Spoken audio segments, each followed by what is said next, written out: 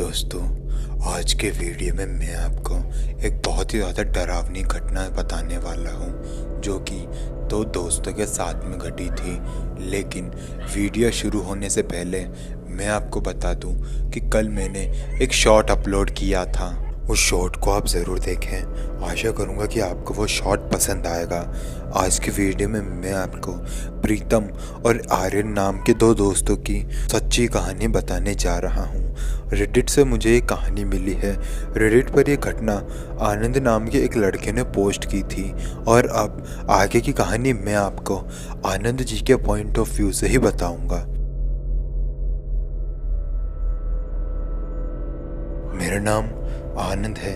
आज के वीडियो में मैं आपको मेरे एक दोस्त जिसका नाम प्रीतम था, हम लोगों के साथ घटी एक सच्ची घटना सुनाने वाला हूँ। तो दरअसल हुआ ये था कि मेरा जो दोस्त है जिसका नाम प्रीतम है, उसे भूत प्रेत और चुड़ैलों के बारे में जानने का बहुत ही शौक़ था। वो बचपन से ही ऐसी चीज़ों का बहुत ही शौकीन रहा था। उसे हमेशा से ही जानना था कि सच में भूत प्रेत चुड़ैल वगैरह एग्जिस्ट करते हैं या नहीं। तो एक रात को मुझे प्रीतम का फ़ोन आया। उसने मुझे कहा, आनंद, आज रात को तू मेरे साथ कब्रिस्तान चलेगा। मैं जानता था कि वो मुझे ऐसा क्यों कह रहा है, क्योंकि उसको भूतों को देखने का शौक़ था और मैंने ही उसे ये आइडिया दिया था कि अगर तुझे भूतों को देखना ही है तो तू रात में कब्रिस्तान जा, वहाँ तुझे भूत ज़रूर दिख जाएंगे। और यह आइडिया अब मेरे ही गले पड़ गया था। मुझे नहीं पता था कि प्रीतम इस बात को इतना सीरियसली ले लेगा। खैर, मैं उसका दिल तोड़ना नहीं चाहता था। मेरा मानना था कि ये भूत प्रेत असलियत में एग्जिस्ट नहीं करते, इसलिए मैं उसके साथ जाने के लिए तैयार हो गया। मैं और प्रीतम अब एक कब्रिस्तान के बाहर खड़े हुए थे। कब्रिस्तान का गेट हमारी आंखों के सामने था। प्रीतम को भूत देखना था। उसने कहा, चलो कब्रिस्तान के अंदर चलते हैं, बाहर से तो शायद ही हमें भूत दिखे। मैंने प्रीतम को कहा, नहीं, तुम्हें भूत देखना है तुम अंदर जाओ, मैं यहीं बाहर तुम्हारा इंतज़ार करूंगा। जब तुम्हें भूत दिख जाए तो तुम बाहर आ जाना। उसने कहा कि ठीक है। प्रीतम फिर उस कब्रिस्तान के अंदर चला गया और मैं बाहर बैठे बैठे उसका इंतज़ार कर रहा था। करीबन 20-25 मिनट गुजर गए थे, लेकिन प्रीतम का ना तो कोई फ़ोन आया था और ना ही उसका कोई रिस्पॉन्स आया था। इसलिए मैंने सामने से उसे फ़ोन किया। मैंने उसको पूछा कि तुम ठीक हो ना? उसने कहा कि हाँ, ठीक हूँ। मैंने कहा, चलो अब घर चलते हैं। उसने कहा कि अभी तक उसे कोई भूतनी दिखाई नहीं दी है और आज अगर उसे पूरी रात भी रुकना पड़े तो भी वो रुकेगा, लेकिन भूतनी को देखे बिना यहाँ से नहीं जाएगा। मैंने भी उसे ज़्यादा कुछ नहीं कहा और फ़ोन रख दिया। फिर मुझे कब नींद आ गई मुझे पता तक नहीं चला।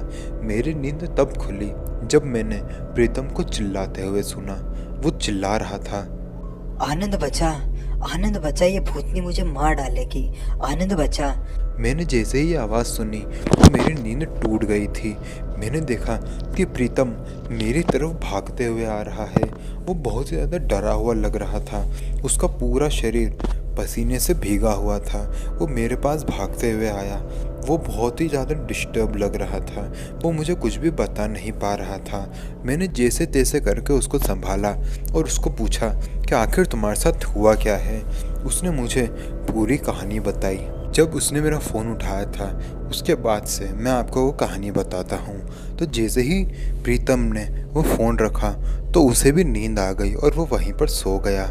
लेकिन जब उसकी आंखें खुली तब उसने देखा कि एक सफ़ेद कलर की साड़ी पहनी हुई औरत जिसके हाथ में एक फावड़ा था, वो कुछ खोद रही थी।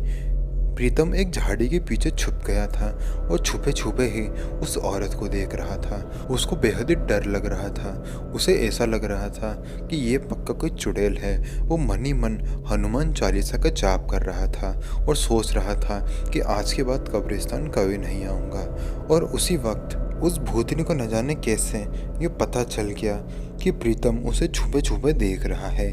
वो एक झटके में ही प्रीतम के सामने आ गई। जैसे ही वो प्रीतम के सामने आई तो प्रीतम का हाथ पांव एकदम ठंडे पड़ गए थे। वो बहुत ज़्यादा डर गया था। वो भागने की कोशिश कर रहा था लेकिन भाग भी नहीं पा रहा था। वो भूतनी ने उसका हाथ पकड़ा और उसको उसी कब्र के पास ले गई जिसे वो खोद रही थी। प्रीतम को उसने उस कब्र के अंदर लिटाया और उसे दफन करने की कोशिश की, लेकिन फिर प्रीतम एक झटके से उठा। उसे ऐसा लगा कि वो किसी गहरी नींद से उठा है। प्रीतम ने आगे ये बताया था कि उसने जैसे ही देखा कि वो चुड़ैल एकदम उसके सामने खड़ी है तो वो बहुत ज़्यादा डर गया और भागते भागते कब्रिस्तान के बाहर आ गया।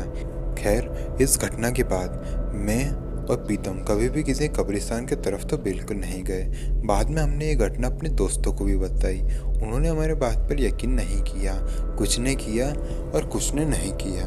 खैर, हम जानते हैं कि हम सच बोल रहे थे और ये जो हमने किया इसके बारे में हमारे फैमिलीज को तो कुछ पता ही नहीं है और हम चाहते भी नहीं कि उन्हें पता चले। तो दोस्तों, वीडियो पसंद आए तो वीडियो को लाइक करें, कमेंट करके बताएं कि अगली वीडियो आपको किस टॉपिक पे चाहिए। तो मिलते हैं अगले वीडियो में, तब तक के लिए जय हिंद, जय भारत।